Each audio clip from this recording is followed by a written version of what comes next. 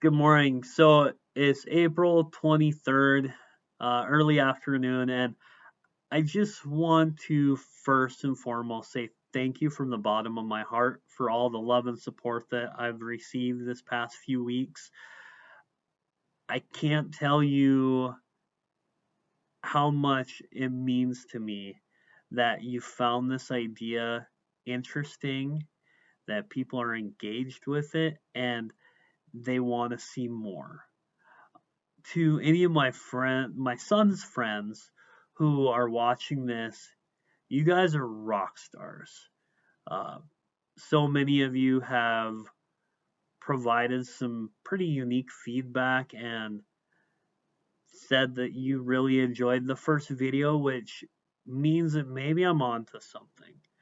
And I only hope that as time goes on, as we dig deeper and deeper into what money is and various topics about money, that you are truly learning this stuff and it'll make you better financial stewards as time goes on. It'll set you onto a completely different financial path than so many people find themselves in their late teens, early 20s, and 30s and on. Now, that being said, the topic that I want to discuss today is when to start learning or teaching money. As I began to dive into this endeavor, one of my struggles has been what to teach, when to teach it, and quite frankly, to what audience. Should I only focus on kids? Should I only focus on adults? And I really do think a hybrid is the most appropriate.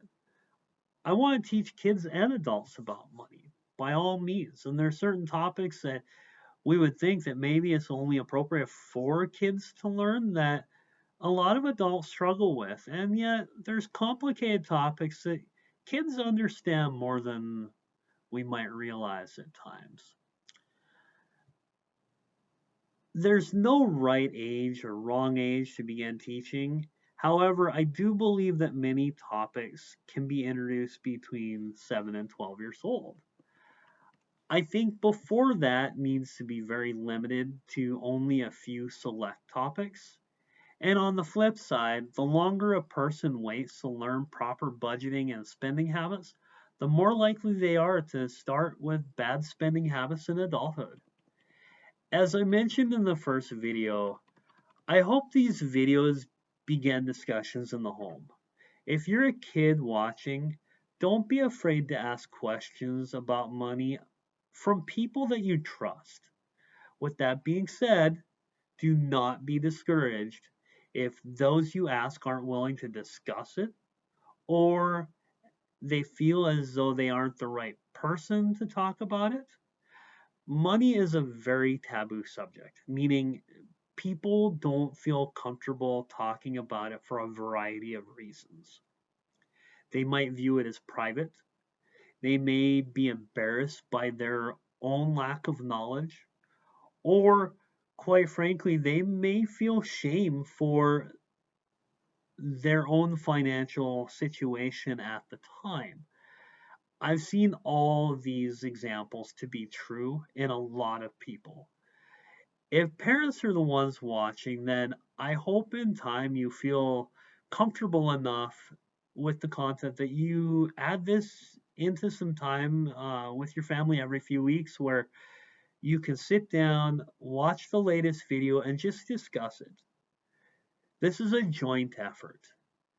A parent does not need to disclose everything they know or understand or how they handle their own money. That's rarely appropriate in many families. However, teaching your values about money to your kids is certainly important. And you and I may not always agree with what those values are. We'll get into that later, where there are some topics that there's more than one way to do it, and that's okay. The key is that you get started and you do it uh, wisely with whatever you choose to do. if you're not talking to your kids about money, or if you're not actively trying to learn about money early on, you inadvertently, kids are going to learn these habits through observation, whether it's good or bad. Now, that being said, let's talk Lego. Let's talk about something other than money, and I'll bring this all back to a point as we go through here today. In the description below, I include a link to Lego's website where they talk about the various age ranges of their products. Now, one quick observation I want to point out, and I'll show this in greater detail here in a minute. Many of these products have a range, right? So it might be 6 to 14, 7 to 12, 8 plus. It's very dynamic. It isn't, this is the way it is, and it will always be this way, depending on what Lego's created and marketing at the time. It can vary greatly. There's certainly a standard uh, little flexibility there, but I bring that up to make another point about money.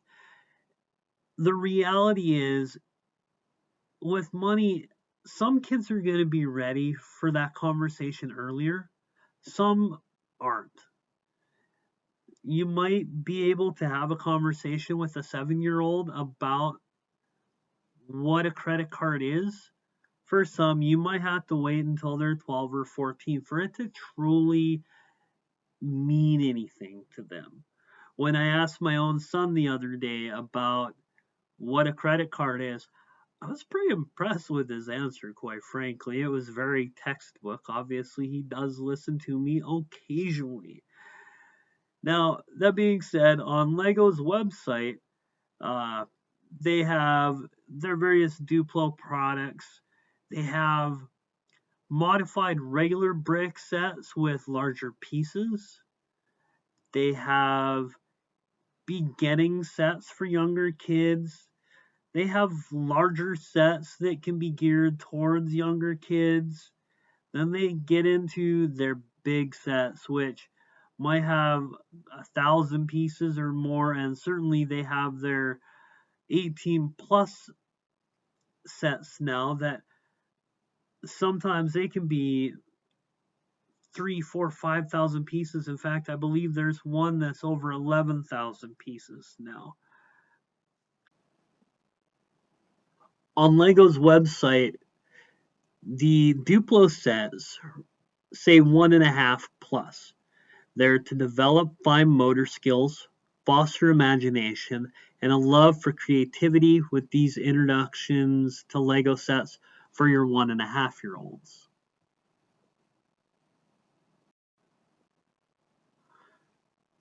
For 4 plus, they have what they consider modified regular brick sets with larger piece.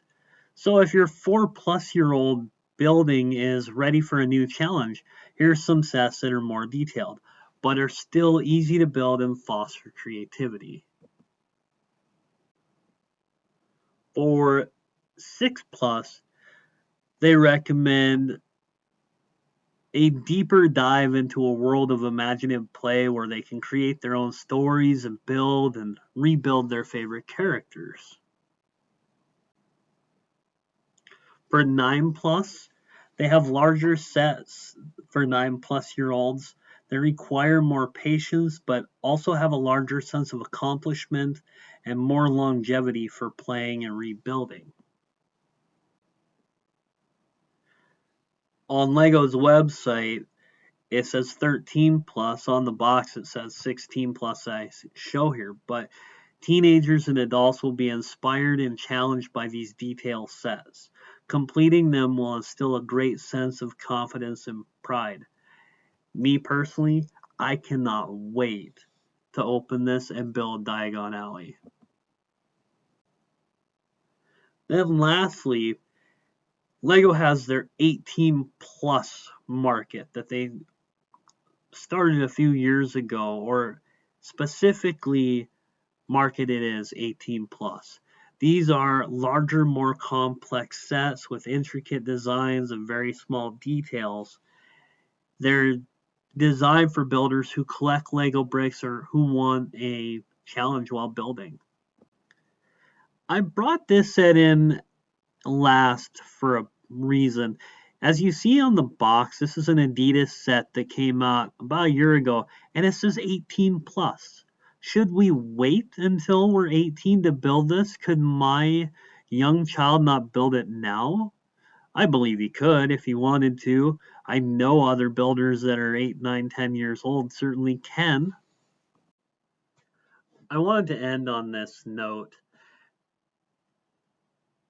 As I've mentioned before, there's no right or wrong time to introduce Lego. There's no right or wrong time to introduce money, and certainly it's up to you, the parent, you, the learner, to decide when that is right for you.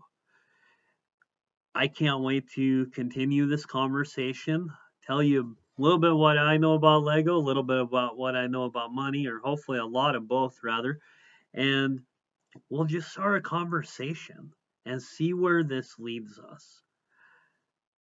Lastly, I again want to thank you for the support.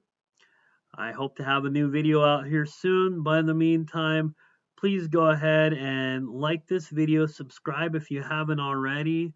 Feel free to share it on social media, and I will see you next time. Thank you.